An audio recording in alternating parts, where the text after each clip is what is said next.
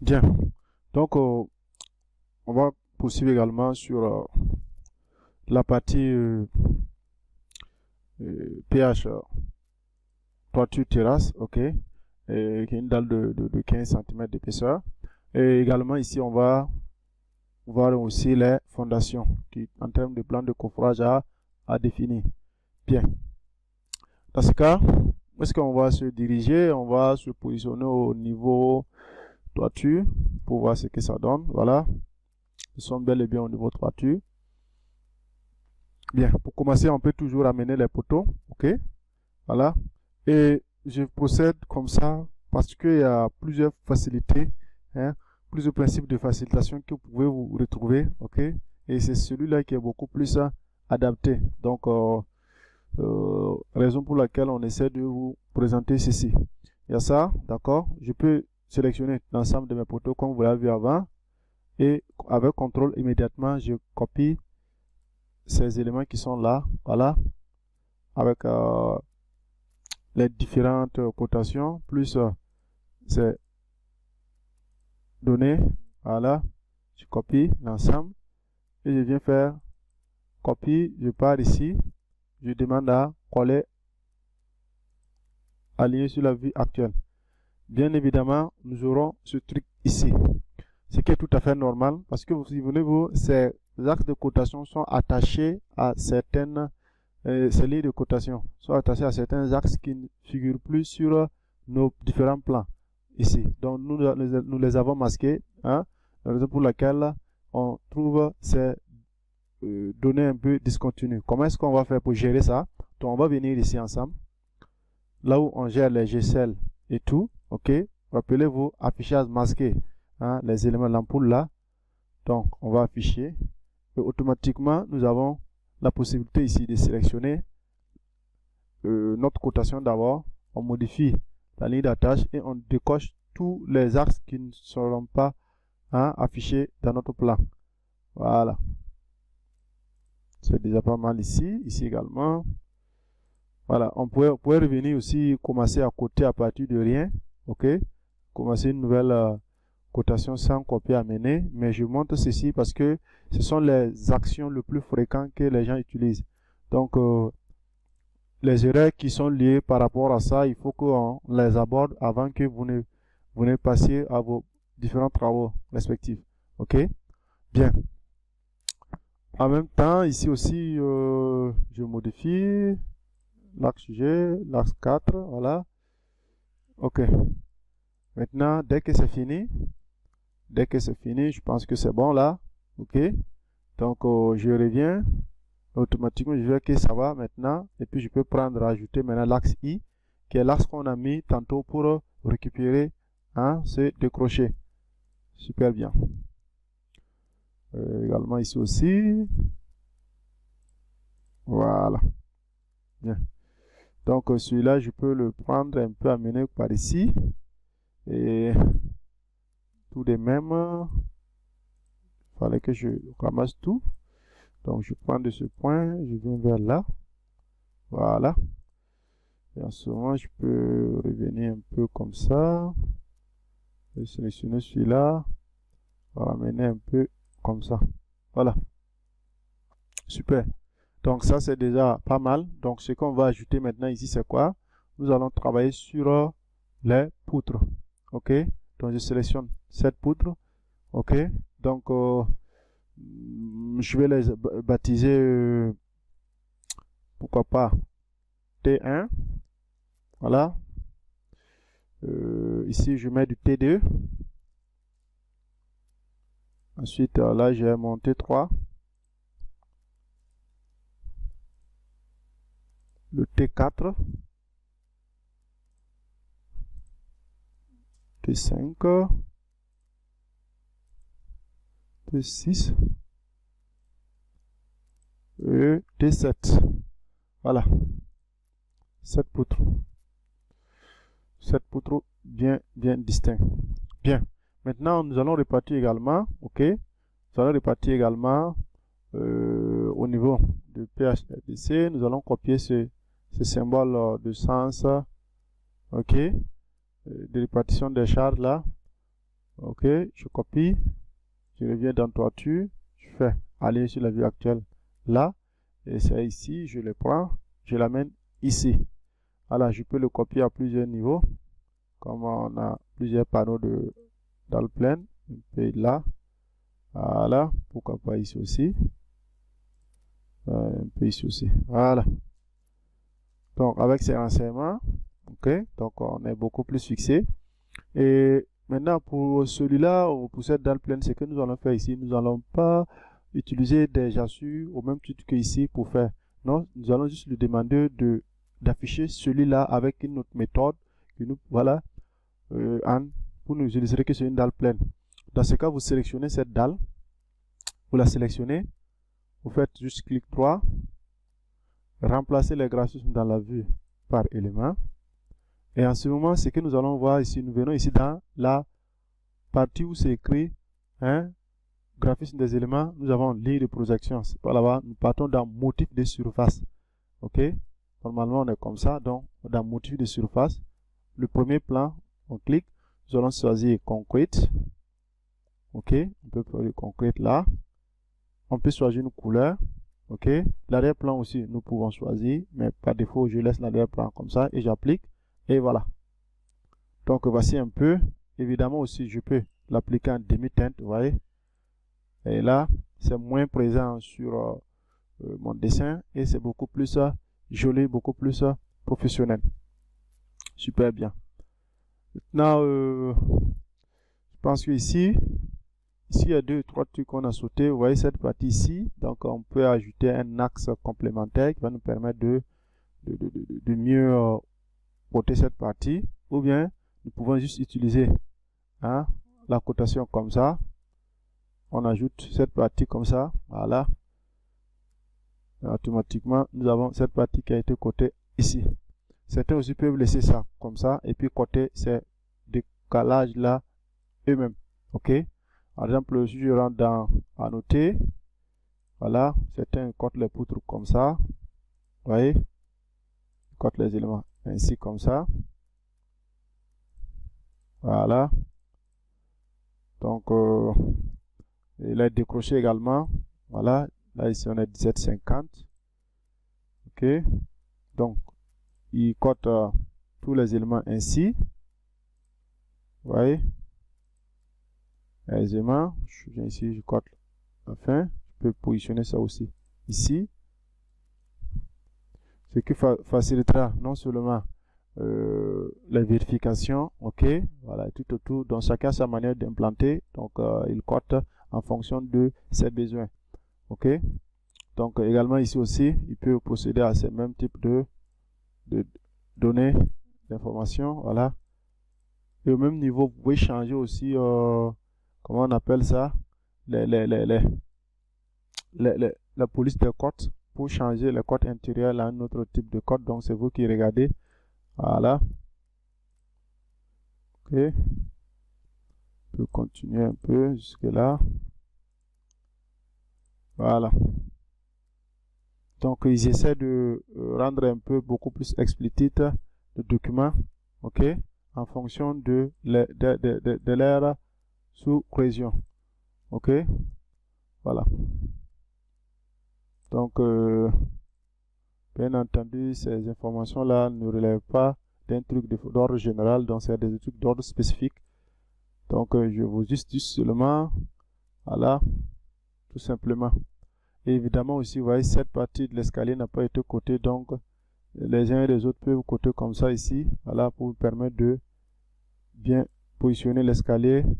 Voilà, évidemment que les différents volets, par exemple comme ça, vous voyez, voilà, je zoome. Bien entendu, ça va vraiment rendre encombrant le dessin. Je peux déplacer ces textes ici, voilà, pour permettre de mieux représenter. Donc, voici un peu comment est-ce qu'on doit se prendre, d'accord? Voilà, et avec ces cotations un peu plus ou moins, ça rend beaucoup plus encombrant le document à mon avis. Voilà, mais ça dépend de comment est-ce que chacun évolue dans sa sous-région. Ok, Ceci étant fait pour nos différents vues en plan, ok, ainsi de suite. Comment est-ce que on va procéder pour un détail oublié? Voici là, on avait oublié comment expliquer ça? Si on part au niveau de la longrine, voilà ce truc-là. On peut également le copier. Comme de l'autre côté, c'est une dalle pleine. On peut également le copier, venir ici, allier sur la vue actuelle. Super bien. Et en ce moment, je le prends, je viens ici, je cherche un endroit où nous avons, je vais modifier quand même, hein, pour réduire ça. Voilà, j'ai réduit ça au maximum avec notre forme. Je valide. Voilà. Et en ce moment, j'utilise ce texte comme ça. Je peux positionner ce texte-là. Voilà. Ok, pourquoi pas déplacer celui-là un peu vers ici. En ce moment, je peux déplacer celui-là par là. Voilà. Donc, si c'est à lieu de changer, vous changez. Sinon, c'est pas trop important. L'écriture ici. Notamment, il convient bien que c'est ça, c'est les résultats obtenus avec l'analyse de la structure, ok, avec robot ou RSA. Donc, celui qui veut savoir comment est-ce que ça fonctionne et le cours, c'est un cours continu, donc il y a la partie RSA qui est associée à ça. Donc, celui qui est intéressé peut toujours nous écrire software académique. Donc, nous allons répondre. Bien, donc ainsi c'est fait pour la toiture terrestre. Donc nous allons nous positionner maintenant sur la fondation. Donc on passe sur plan de fondation. Voilà, plan de fondation. Donc pour commencer ici, nous allons d'abord revenir sur PHDC, non Longrine, disons. Nous allons copier ces arcs de construction pour le propager là-bas dans les étendues. Sélectionner les couleurs visuelles dans la vue. Donc on va venir ici. Vous souvenez-vous, propager dans les étendues dans le ruban ici. Ok. Je clique et je cherche fondation. Je fais OK. Maintenant, dès que je viens sur fondation, voilà, j'ai certaines dispositions. Ensuite, je sélectionne toujours. Je fais remplacer les graphismes dans la vue par catégorie pour l'ensemble et je mets tout en demi-teinte. Bien. Maintenant, vous voyez que ici, l'échelle est à 1 centième, donc nous allons nous positionner aussi à l'échelle spécifique. Nous choisissons l'échelle 1/75e, voilà, pour uniformiser un peu partout. Voilà, donc ça rend beaucoup plus compréhensible notre document. Et pour le moment, je commence à masquer B1. B1 n'a pas une indication. Ensuite, je masque I, je sélectionne G également, je fais clic droit, je les masque. Voilà, on n'en a pas besoin ici, parce que dans la vie élément, super bien. Voilà. Donc, tout le reste, je pense que ça va. OK. Bien. Maintenant, ici également, pour les SML, on va procéder au niveau de cotation. Cotation, toujours, on peut toujours recommencer. Donc, je prends la cotation. Je commence à coter d'abord, là, là, voilà. Ensuite, je viens ici, je cote là, là. Ou bien je peux aller copier de l'autre côté, venir positionner. Donc, tout ça, ça laisse à l'initiative, hein, vis-à-vis de votre méthode de travail. Voilà. Évidemment, ici, nous devrons passer en cotation cumulée. Voilà. Bien. Donc, je sélectionne ces deux-là. Je viens, je choisis, je passe à 2. On l'avait dupliqué avant, c'était 2. Super bien. Super, super. Donc, ici, pour le plan de fondation, donc nous allons procéder également toujours à une série de cotations. Donc, on va coter ces dimensions-là. Voilà. Ces dimensions-là vont être cotées. Ensuite, nous allons coter ces dimensions. Voilà. Ensuite, nous allons coter également cette partie. Jusque ici. Ok. Également ici. Voilà. Ces informations sont plus ou moins importantes les unes que les autres. Super. Je bouge juste ça un peu pour libérer un peu de la place sur le centre. Super bien. Donc, on vient de proposer des cotations internes, ok, par rapport à chaque élément.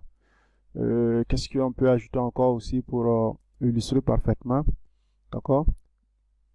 Maintenant ici, pour les semelles jumelées, souvent il est intéressant d'ajouter des cotes, ok? En plus de cotes axe-axe, voilà, vous pouvez coter comme ça pour faciliter l'implantation sur le terrain. Par exemple, je cote ici, voilà, je positionne comme ça, ensuite je cote là, là, je vais coter ici, je positionne ici.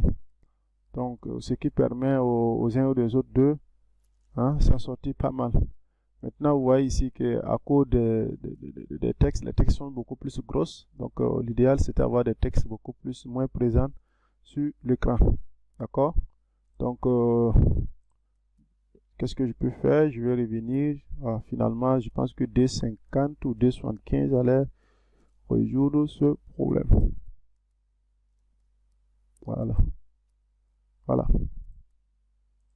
Ouais, ça va mieux. 275, ça va mieux. Donc, comme c'est le même type de texte, voilà, 275, ça doit actionner un peu partout. Tout ce là où je vais faire les cotations, voilà.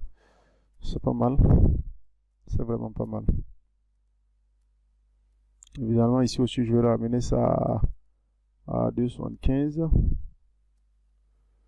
275, là. 2,75. Figurez-vous, ces ajustements, vous n'aurez pas à faire ça à chaque fois, hein, ok? Parce que comme c'est un tout premier projet, donc vous devrez ajuster comme ça au fur et à mesure, ok?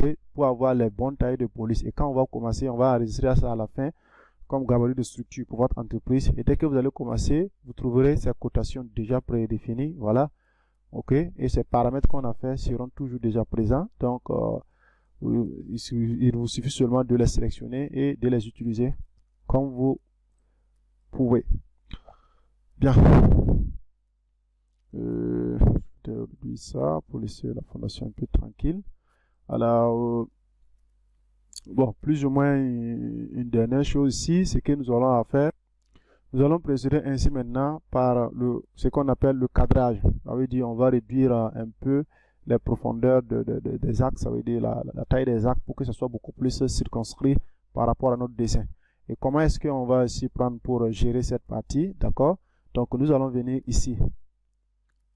Ici, cadrer la vue, ok? Il y a cadrer la vue et à afficher la zone cadrée. Donc on va d'abord afficher la zone cadrée, on dézoome et on va, c'est toute cette zone là qui est appelée cadrer la zone cadrée.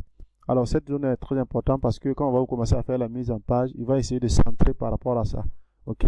Alors que la partie qui nous intéresse là, c'est juste tout autour de notre dessin. Donc et ça, vous pouvez positionner ces bulles là tout juste avant les cotations. Vous voyez, tout juste avant les cotations. Voilà, vous dépassez les actes de construction et vous positionnez ça tout juste avant les cotations. Cela nous permettra, voilà, ça c'est déjà 1. Je reviens maintenant cadrer, là où il y a masqué la zone cadrée ou afficher la zone cadrée. Je clique à gauche là qui est écrit cadrer la vue. En ce moment, en demandant à cadrer la vue, il va me masquer tout ce qui est à l'arrière et mettre en évidence uniquement que cette zone qui est cadrée. En ce moment, je peux sélectionner mes cotes là, réduire un peu les positions, ensuite réduire celui-là. Ok, je peux réduire également celui-là. Bon, ça je pense que c'est bon. Et je peux sélectionner maintenant les actes de construction ici. Je peux les réduire, voilà, au maximum pour approcher au maximum mon dessin. Voilà. Ici également, je peux approcher les cotes au maximum.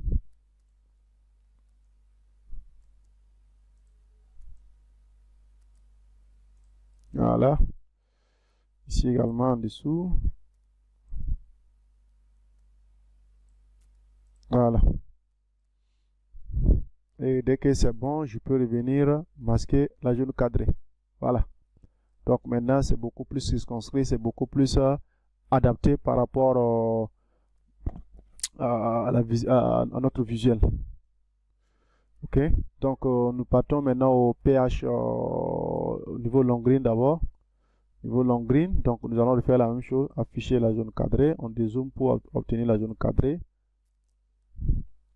Alors souvent certaines personnes ils font ça avant de commencer à travailler, mais ça c'est quand vous avez une vraiment maîtrise de la taille de votre projet. Ok, si vous avez une maîtrise parfaite de la taille de votre projet, il n'y a pas de problème. Sinon, vous pouvez vous retrouver à la fin à masquer une partie de votre bâtiment. Par exemple, si je ramène ça ici, voilà, il y a une partie de mon bâtiment qui ne s'affiche pas. Donc, et dès que je fais comme ça, masquer la zone cadrée, je peux me retrouver comme ça et ça va être frustrant parce que je ne comprends rien. Je vais penser que le logiciel bug, alors que non, c'est vous, juste vous avez masqué ça sans vous rendre compte. D'accord? Donc, on fait ça à la dernière minute, dès qu'on a fini un peu de définir tout le gabarit principal de notre projet. Voilà. Ces ajustements sont très importants, permettent de mieux faire une belle mise en page. Peu réduit.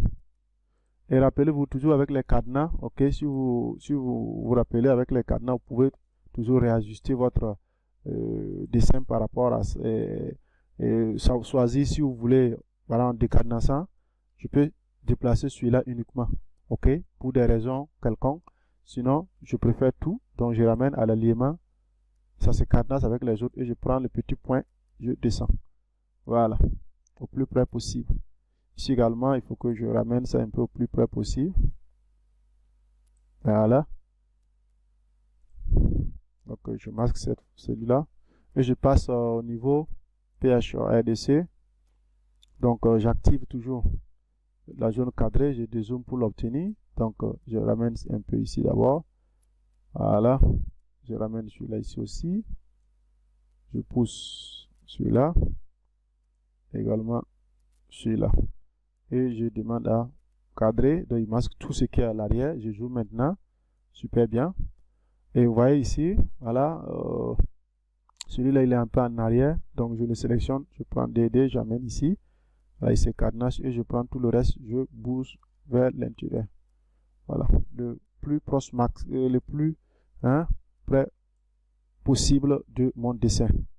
Vous l'avez vraiment compris. Donc je pense que ça ne devrait pas causer de problème. Maintenant, concernant certaines dispositions techniques, c'est vraiment relié à l'ingéniosité. Voilà, plus vous avez l'expérience, ok, plus vous trouverez dans cet outil-là plusieurs astuces pour représenter certaines informations importantes, d'autant plus sur, je bouge ça ici, voilà, d'autant sur la présentation de vos documents, que les informations à produire sur les documents. Ok, voilà.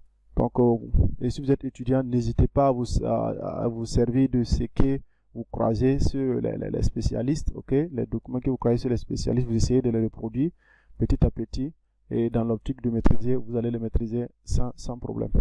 Voilà. Également, en dernière position, ce niveau toiture, ok. Voici ici, celui-là, on va le supprimer, il est trop loin. Voilà. Quoi? Non. Il est important. Il est important. On va le laisser. Donc, maintenant, ici, j'affiche encore la zone cadrée. Je viens jusque là. Également jusqu'ici. Là. Là d'abord. Ok, je m'approche le plus près. Celui-là, je vais le mettre un peu là. Voilà. Aligner et rabaisser un peu.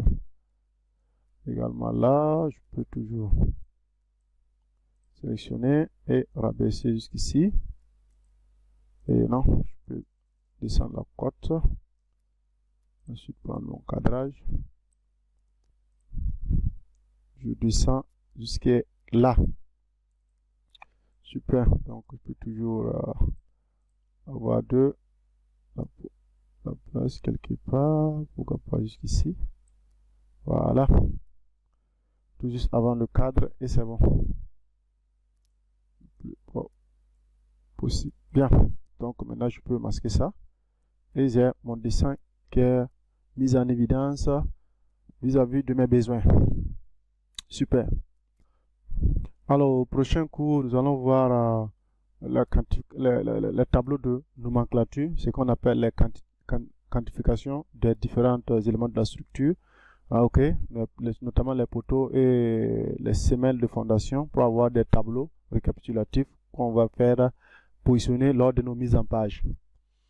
Ok, bien.